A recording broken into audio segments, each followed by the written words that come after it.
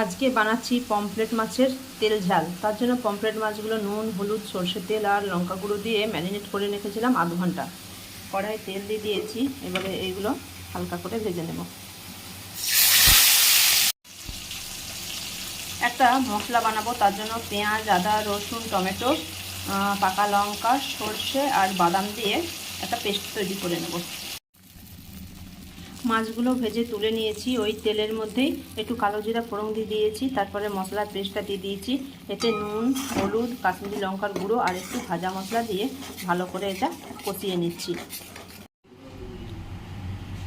মশলাটা কষিয়ে নিয়ে এবারে পরিমাণ মতো জল দিয়ে দিয়েছিলাম, তারপরে মাছগুলো দিয়ে দিয়েছি। এবারে একটু ফুটতে দিয়ে দিচ্ছি।